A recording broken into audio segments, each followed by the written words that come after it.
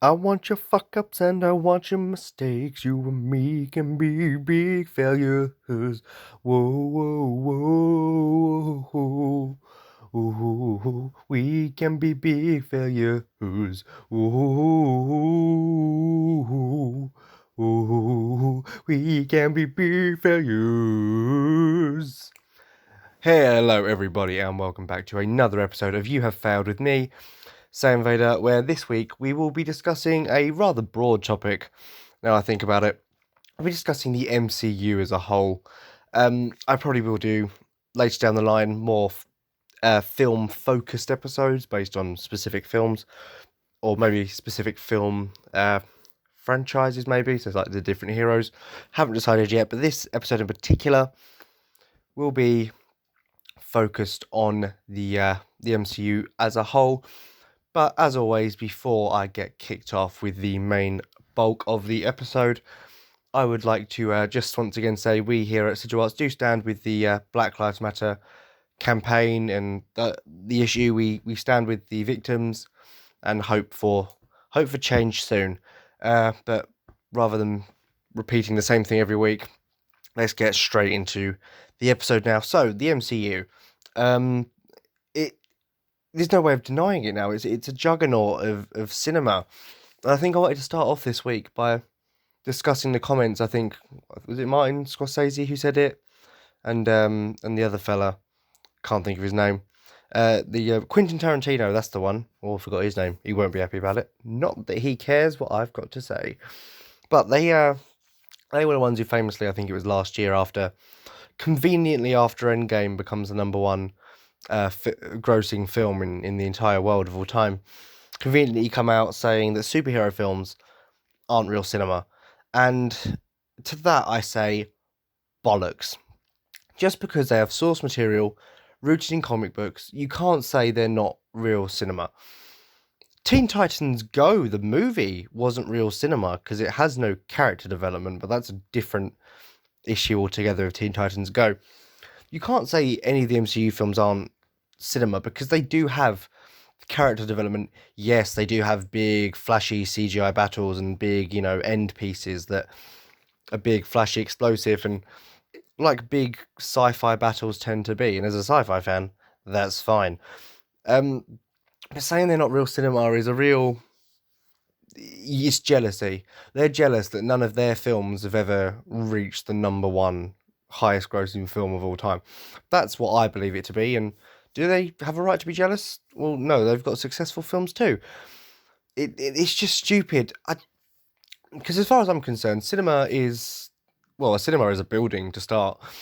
But the whole point of films of cinema is to tell a story that that engrosses the viewers, and maybe they can relate to characters they can identify with. And yes, the characters in the MCU range from raccoons to trees to gods to billionaires, right? But Iron Man, who is he's unbelievably rich.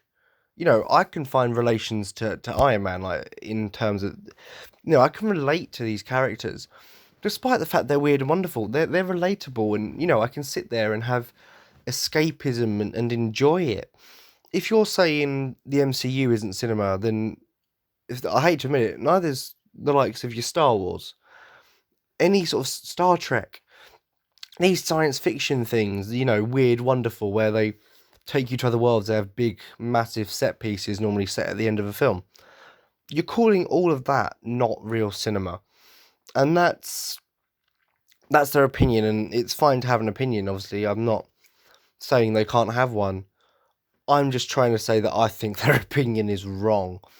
And yeah, who am I to comment on it? I'm a guy who does a weekly podcast on the internet. No real credentials at the end of the day. But I suppose my credentials are I watch these films. I was about to say I pay for them, but I work in a cinema, so I get my films for free. But that's saying they're not real cinema is crap.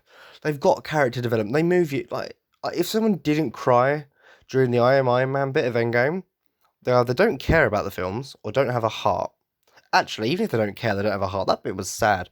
Black Widow's death, tear jerking. When Peggy died in Civil War, by the way, spoilers.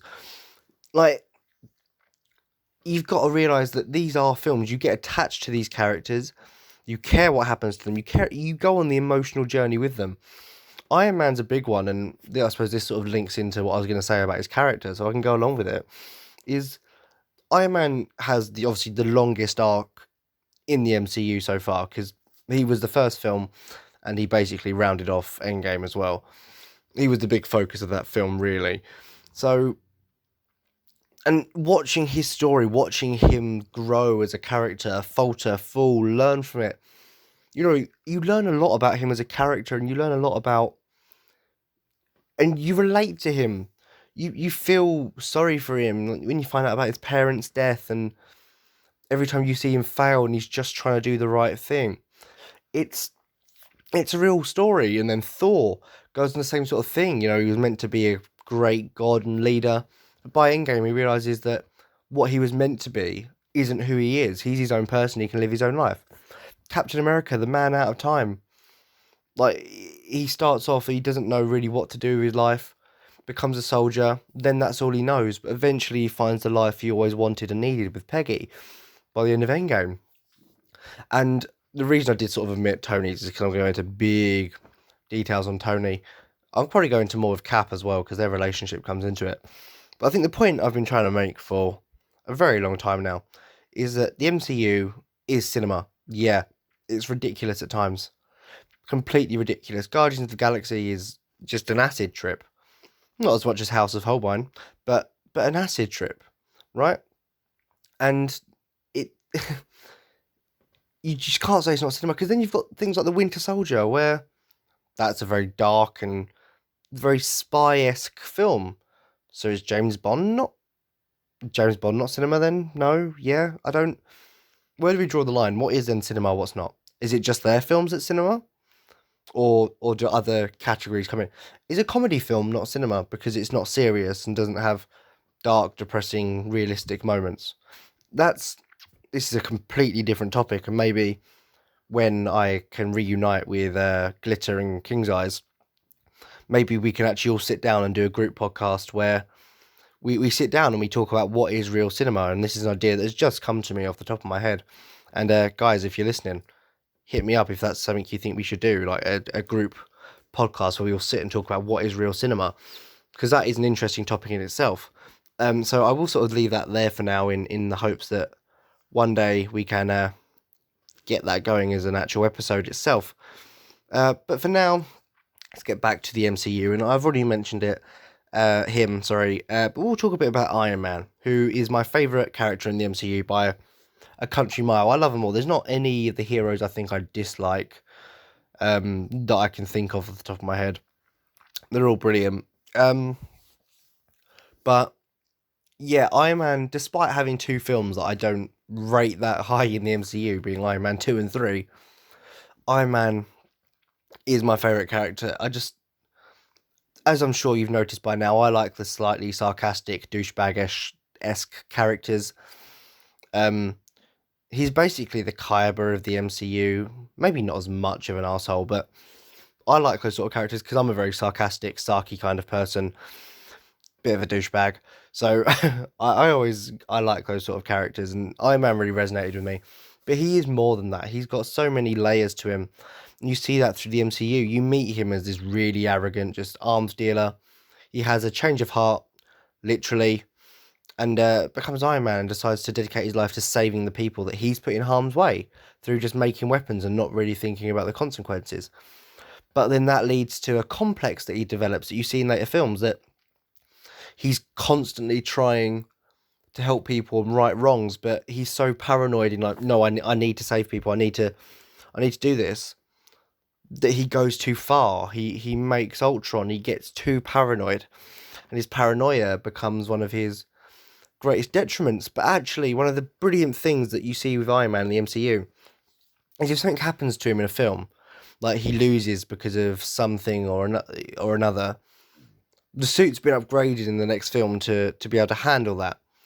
So you notice that he gets the nano stuff eventually to be able to, survive. He gets the ability to be able to survive in space with it. He goes to space. He upgrades his suit every time to be able to handle the thing, like his final suit in Endgame, like is built to obviously handle Thor's lightning better. He loses to Bucky and Cap in Civil War in one-on-one combat. So with the nano suit, he upgrades it so he has an arsenal of weapons that he can fight hand-to-hand combat with. You know, in Endgame, he builds it to, and this has been confirmed by Robert Downey Jr., and this is quite sad, that suit, the Mark, whatever it was in Endgame, was not designed for Tony to survive. He didn't design that with the intention of him surviving what was coming. He designed it with the intention of being able to, if he needed to, use the stones to save the day. He just knew. He knew that threat was coming from the start. That's why he built Ultron. He knew that the end game, as he says in Age of Ultron, before he builds it all, he's like, that's the end game up there. Not before, he's built Ultron by this point. He knows that the end game is up in space, and he was always prepared, but to a paranoid amount, which you see in Iron Man 3. He's paranoid. He's building all these suits because he's so afraid. He's so worried something's going to go wrong. He's got the PTSD from Avengers 1 where he goes into space and almost dies.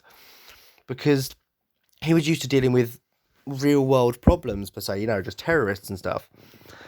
He was thrown into this world of gods, aliens, and super soldiers as much as we were. And that arc is fantastic. And I remember after Endgame came out, maybe a month or so later, I went back and watched Iron Man 1.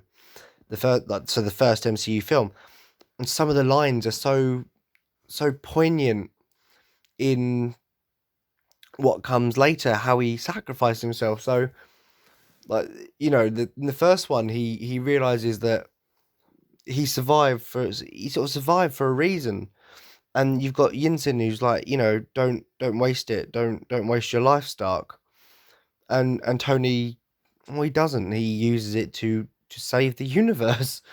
And then the bit that always got me, obviously not just the he loves cheeseburgers bit, but there's a bit where Pepper goes, and obviously I don't think this was even intended at the time. Like, this couldn't have been, if it was planned, fucking brilliant, but they didn't know the MCU was going to take off like it did, so I don't know what was planned, what wasn't back in 2008, 2007, 2008 being the release of the film. But there was a line where Pepper goes, "You're going to kill yourself, Tony, and I won't be a part of it." And obviously, in the end, he does. It's essentially a suicide thing that he does in making the snap. But she was a part of it. She was there as he eventually faded away. And the proof Tony Stark has a heart, which is the obviously what then goes out. They put his heart out on the river, and the thing is, he is then the heart of the MCU. He was. And another weird little thing I saw, the bit in Endgame where they all put their hands in the middle, like before they go and time travel. If you actually count the hands, including Rocket's tiny one, it's the same amount of coils that are in that original arc reactor. So that was actually meant to be a representation of Tony's heart there, showing that his heart all along was the Avengers. That was where his heart was. Like, they brought out the best in Tony, and he eventually made that final sacrifice. And that final line, man, I am inevitable, and I am Iron Man.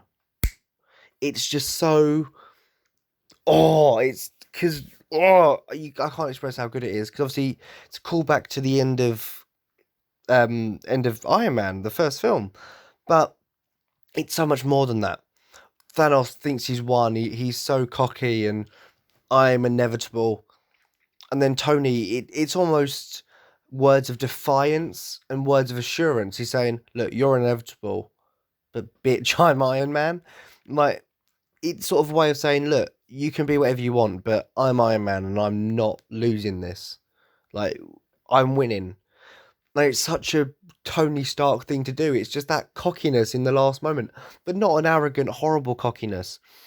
It's that confident, cool personality that he had showing through one last time. Like, look, you might be inevitable, but I'm Iron Man. I always will be Iron Man. You lose. It's over. It's your end game now. Which is then a payoff to, I suppose, when Thanos speaks to him in Infinity War, and he's like, I hope they remember you. There's just so many things that just, when you watch it back, really lead into Tony's final sacrifice, are leading to his death. But not a tragic death, a death where he can finally, as Pepper says, he can rest now. Because as long as Tony Stark was alive, he wouldn't have stopped fighting to protect other people and keep them safe. He was a good guy at his heart. The only way to get him to stop was for him to die. So he finally got that rest he deserved. But what I always find really nice as well is the line in the first Avengers Assemble, where Cap basically calls Tony out saying, you know, you're not the guy to lay down the wire and let someone else crawl over you. You're not the guy to make the sacrifice play. Tony then obviously responds by going, look, everything special about you came from a bottle. You're a laboratory experiment. And I like how both those lines were paid off in the end, that Cap proved he was more than just a laboratory experiment. It was his heart that made him a hero. A bit like Iron Man, I suppose, where he picked up Mjolnir and he was worthy.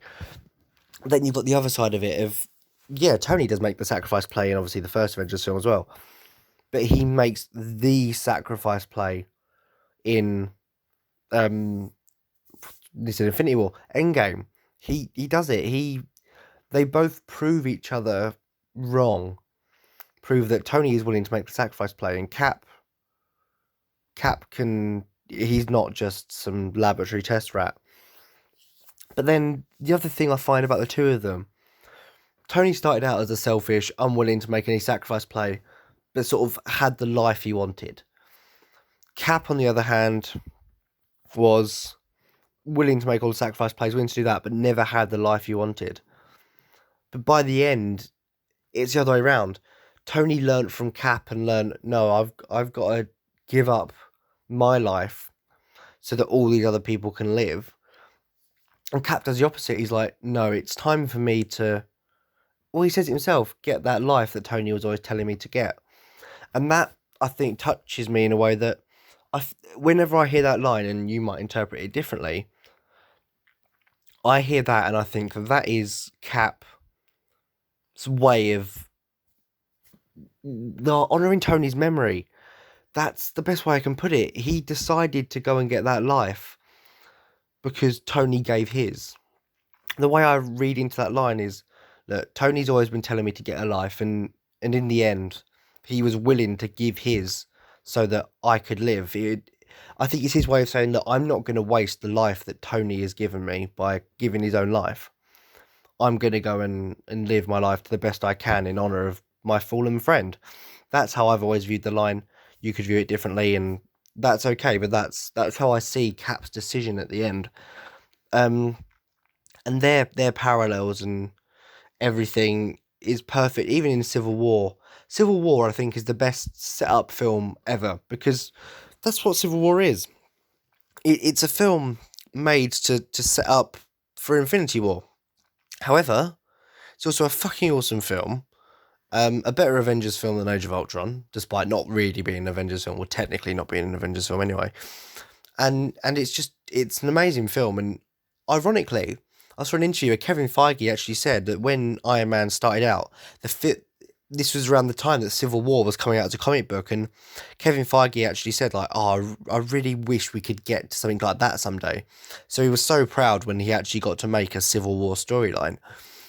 But I think the real brilliance of Civil War, sorry, I'm a bit blocked up from hay fever and everything, if that's why I'm stuttering a bit and probably sound a little bit nasal. But the best bit, I think, for me is the tagline of Civil War. Not saying the film's not fantastic, but the tagline is the real setup here for Infinity War and Endgame. Because in case you don't know the tagline for Captain America Civil War, it is, united we stand, divided we fall. Which at the time we just thought was a whole, oh yeah, when the Avengers are assembled, they're fantastic, brilliant, good for them, they're going to win. But divided, they'll fight between themselves, and, it's like divide and conquer.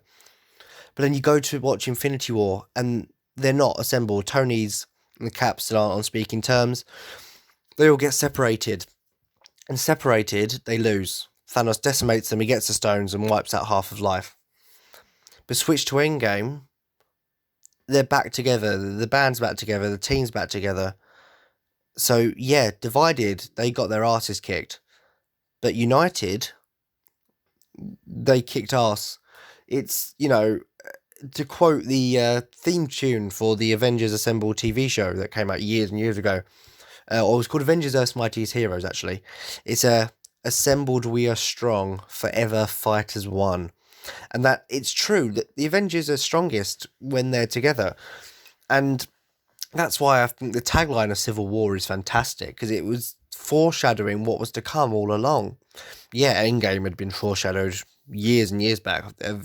Age of Ultron 2, I think. Age of Ultron 2, because that's a film. Avengers 2, Age of Ultron, was, I think, the first foreshadowing where Iron Man, as I said earlier, says, up there, that's the end game. But, no, the tagline for Civil War is by far, I think, one of the cleverest bits of foreshadowing in film. Might not be intentional, but it's what happened. And speaking of assembling, can we just take a moment to appreciate how awesome that scene was in Endgame? Like, the whole build up where it's like on your left and like and it's like, that's a payoff. All the portals open, all the heroes come back, and it's everyone's like there. Iron Man gets a piece of his pepper, and it's like, oh, what's going up? It's like dun dun dun dun dun dun dun dun dun dun dun dun dun.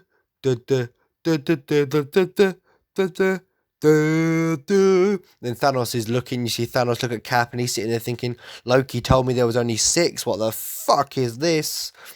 Right, because this is like 2014 Thanos, he's only dealt with the first Avengers, Loki, so far, so he's like, what the fuck, that's more than 6.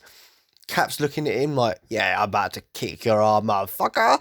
But he keeps going like, da da da da da da da da da da da da da da da da Avengers, da da da da assemble. I'm not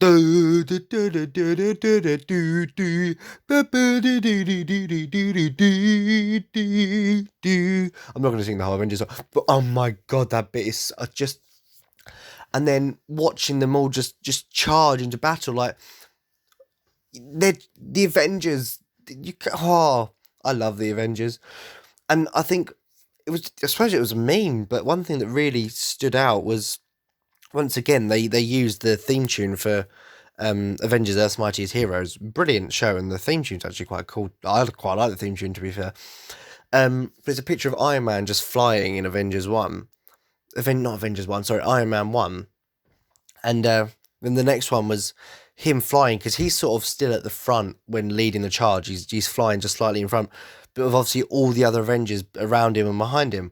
And the caption was, I was standing on my own, but now I'm not alone, which is the lyrics from the song, as I said before. I was standing on my own, but now I'm not alone. Avengers, assemble. Sorry. I'm in a singy mood, apparently. It's been a long day, a weird day, but I'm not going to go into my personal issues. But what I am going to go into is the sponsor for the week, which is King's Styles Apparel. Shit, I can never remember the full name of that. But it is on the King's Eyes website, where you can go and shop for any of the collections that have been uploaded or will be uploaded in the future, depending on when you're listening to this, including my very own t-shirt. It's got references to the show. It's got inside references that I can explain if you really want me to, but Frog Ninja is his own thing that will get his own episode, maybe of this. Maybe I'll just do something else with Frog Ninja. He's special. It's a brilliant shirt, well designed by King's Eyes himself. He's done a fantastic job with it. Can't wait to get my hands on one myself. And yeah, go check out the store. There are other collections other than mine, obviously, but you're listening to me, so you really want my shirt the most. And we'll get back to the crux of the episode, which is the MCU mother truckers. Gee, I am in a weird mood today. But you know what? At least we don't have Shay here this week to just lower the intelligence of everyone in the room and everyone who's listening with his dim-witted fuckery. I love my brothers, really. No, I don't. Yes, I do. You can decide for yourself after how I treated him last week. But he does report that the tooth that I accidentally knocked into place is still in place. I should be a dentist. Anyway, MCU. So I've said who my favourite MCU character is. But now we should talk about, I suppose, what my favourite MCU film is. And I try and split this into two categories because the Avengers films, I feel like being the big ensemble pieces they are, shouldn't really be allowed to compete with the others. So I'll do my favourite, just regular MCU film, then my favourite of the 4 Avengers films. So my favourite MCU solo outing film is, drumroll please, Thor Ragnarok. Now I know what you're thinking, but Iron Man's not even in that one. And you're right, he's not random internet viewer person whose voice sounds nothing like that. But do you want to know why Thor Ragnarok is my favourite? Well, that would be good, because you just said so and I'm very confused. Well, of course you're confused, because you're a failure too and you don't know where your life's going. But that aside, thank you for the questions, by the way. It's nice to be interacted with. You're welcome. I'm going insane. Anyway, Thor Ragnarok. No, I appreciate comedy. I like to laugh. Normally at people, just point and laugh. But I do love a good comedy, and Thor Ragnarok, it had me laughing from start to finish. With the whole Surtur, son of a bitch, and that's what heroes do, and you're smacked in the face with a ball. Loki, look, it's a friend from work. Loki, look who it is. Like, I'm not going to go into full details of the film, because once again, that'll probably be one of the ones that gets its own episode, because I just love Thor Ragnarok. It's fucking hilarious. But yeah, it's a brilliant film. Chris Hemsworth, I feel like the other 2 Thor films were too serious and Shakespearean, whereas in this one, Chris Hemsworth got to flex not just his regular muscles, which, by the way, are massive. Honestly, I've not seen muscles that big. It's fucking fantastic. It makes all girls swoon. And a lot of men. Like, he's a very good looking guy. Like, he's a very good looking guy. I don't, I'm straight, but even I can admit, he's a very good looking man. But anyway, enough about how attractive Chris Hemsworth is and how jealous I am of that fact. That how come men like him exist? But he's a fantastic Thor, and in this film, he really gets to stretch those comedy muscles, as well as I say, everything he's done before. Get it? Shut up.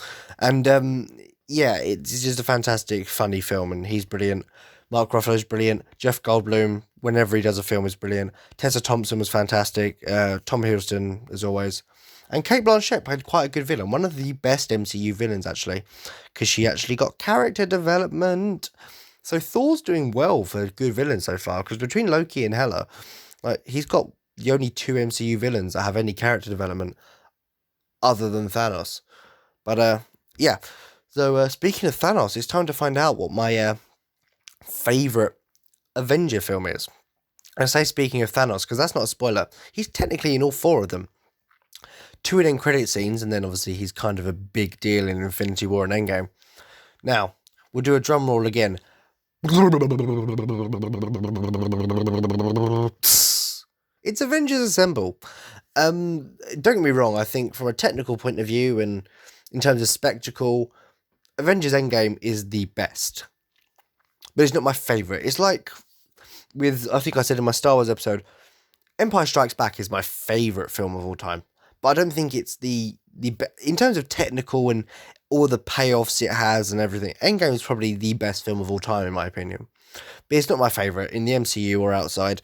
In the MCU, it's Avengers Assemble. I don't know if it's because I've got more nostalgia attached to that one, but I remember Avengers Assemble was the first MCU film I remember seeing in the cinema. I remember going to see it. I remember seeing the trailers for it, thinking that's sick, I need to go and see it, and going to see it multiple times.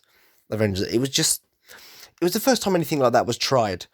To, the on-screen universe, you'd had these separate films that were clearly linked, but this is the first time coming together, and this was the first time any studio had tried anything like it. And there were so many people at the time were going, no, it's going to fail, it's not going to work, it's not going to be successful, you can't join up multiple films into one film, it's not if they're not linear and in like a trilogy, you can't do it, it's not going to work. And Avengers Assemble came out, and it switched up the whole game. Suddenly, everyone wanted to get a cinematic universe, and so far, no one else has pulled it off. Just Marvel. You could argue Harry Potter with the Fantastic Beasts, but I wouldn't say they've done the same thing, because they haven't done a unification of it yet. Obviously, the MonsterVerse are going to try soon with the King Kong and Godzilla film. They're going to do the King Kong versus Godzilla. The DC tried and failed with Justice League.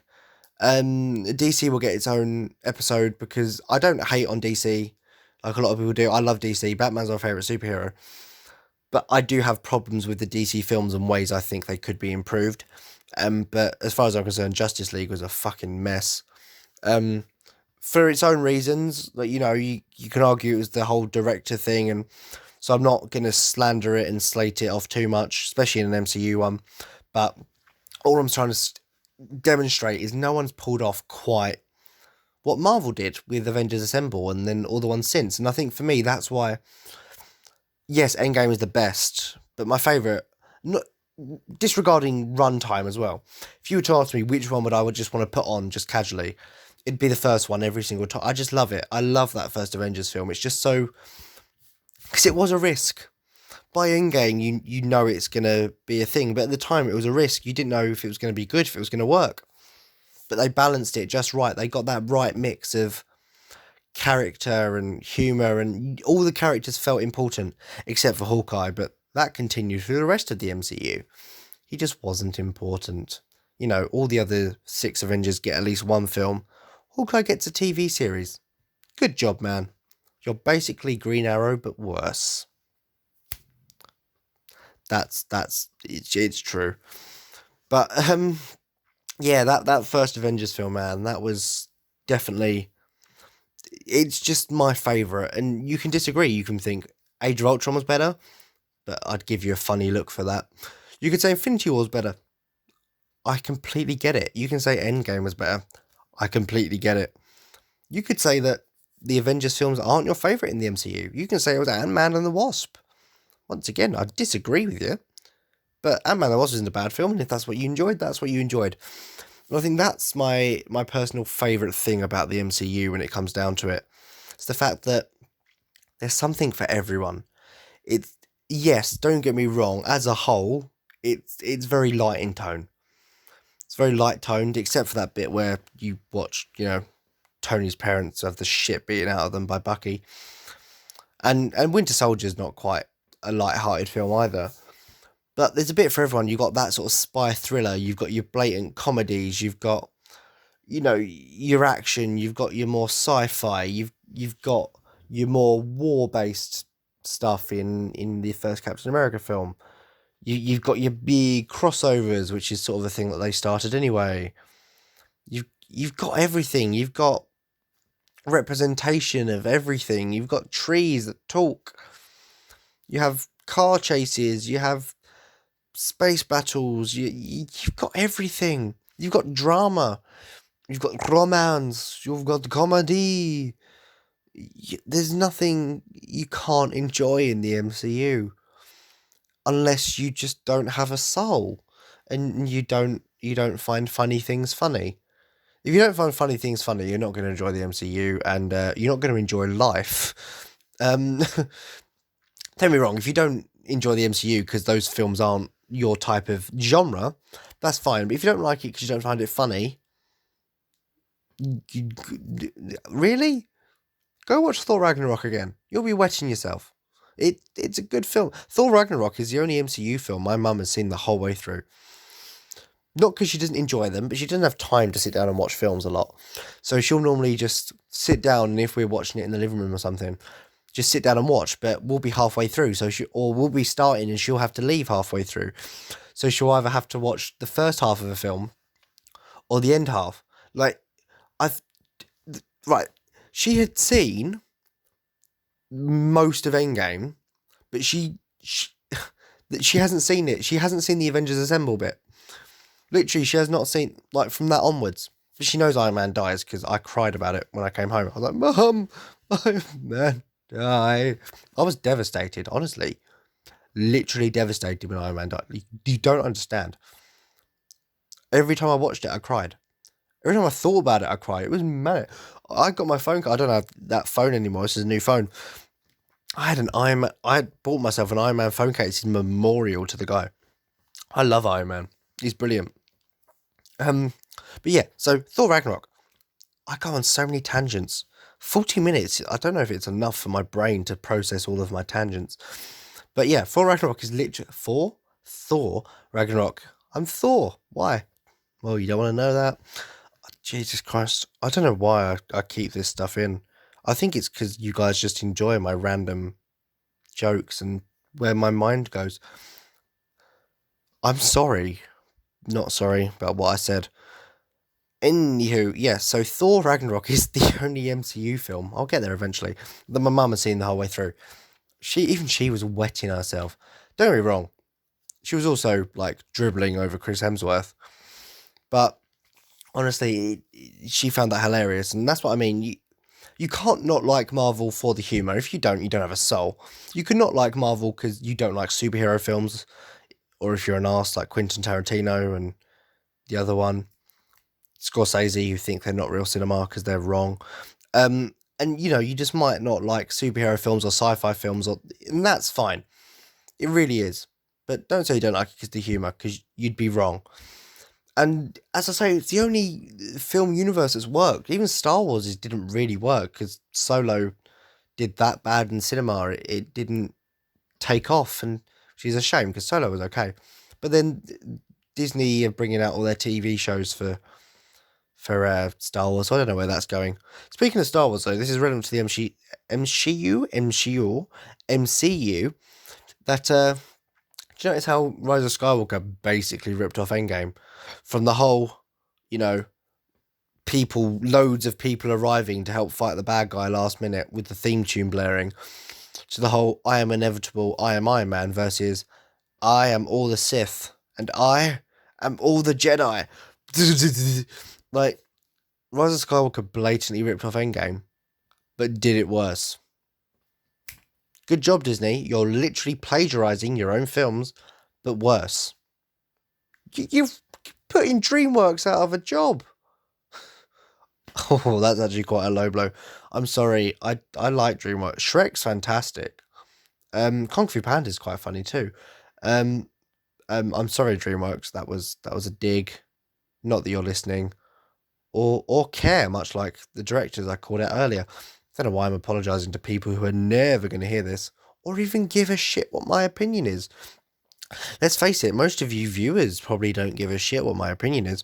You're just sitting here thinking, I wonder what this idiot's going to talk about this week. How many things is he going to fuck up? And that's what it's like to be a failure. Unlike the MCU, which is just probably the best-selling cinema franchise of all time, like a film franchise of all time. If it's not, I'd be shocked. It's got 23 films. One's the highest grossing film of all time. I don't see any other film franchises outselling just on film alone. Just on the films alone. I don't see any outselling the MCU. Star Wars might win if you include merchandising, but film alone, the MCU's won by a country fucking mile. But for a reason.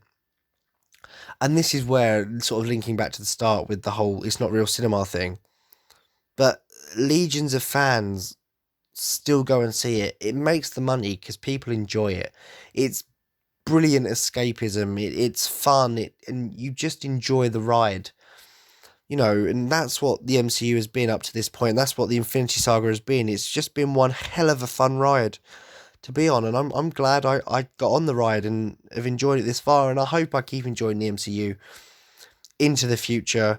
Black Widow looks sick, not just Scarlett Johansson's in it, and she's really good looking, but because it looks like a really good film, like all MCU films have been. Even the worst MCU films are not horrible films. The worst one I'd say personally is Thor: The Dark World, and yes, while that is a bad film, especially by MCU standards, it's not a bad film. Like, there are much worse films out there. I think maybe I'd rather watch The Dark World than The Last Jedi. No, I'd definitely rather watch Thor: The Dark World than The Last Jedi. So there are much worse films out there. Amazing Spider-Man 2, that exists. We try and forget it, but it does. Jurassic World 3, Jurassic Park 3, Jurassic World 2. We've all got films we wish didn't exist. Justice League, it didn't work for the many reasons that were out of the film's control. Having two directors directing at different points, but keeping some of the footage, but then changing the other. It was, I don't know why DC did that. Well, I know the reasons why, but it's still stupid. And yeah, the MCU has done something that to this point hasn't been replicated. DC tried and have to this point failed. I'm not saying all their individual films are bad. They have some amazing ones. Wonder Woman was good. Shazam was quite funny. Aquaman was alright. And I'm sure they'll have other brilliant ones in future. The Batman film looks interesting with Robert Pattinson. But in terms of bringing their heroes together in a group film, it didn't work. The Monsterverse is trying it, but I don't see it being anywhere near as big. Star Wars tried it and has failed so far, but with the start of The Mandalorian, they're taking that to the television, I suppose, and you've got Clone Wars as well. But there's been nothing, and Harry Potter just hasn't had a big... It can't because of the way it's done it, and that's why I wouldn't call it a film verse in the same way. But you haven't had a big join-up thing. Transformers, all those live-action films are god-awful anyway, so why do I count them? The MCU, the point I'm making is has done something that hasn't been replicated, or at least not well, up to this point. It took time to build to what it got, and it's earned its rewards. Endgame was 11 years in the making, but it's earned it because it worked its arse off to get there. So, for the fact that it's done something so extraordinary that clearly shouldn't have worked, the MCU, by all statistics, would be called an anomaly and a fluke, because anyone else who has tried hasn't succeeded in pulling it off. So, for all accounts, it's a fluke. It was a mistake. It shouldn't have happened. It shouldn't have worked. But it did. And my God, am I and so many billions of trillions of people around the world are so glad that it worked. And yeah, was it 1 in a million? Yeah, I'm glad it was that 1 in a million, because the MCU is fantastic. There is no way on earth that I could ever say the MCU failed.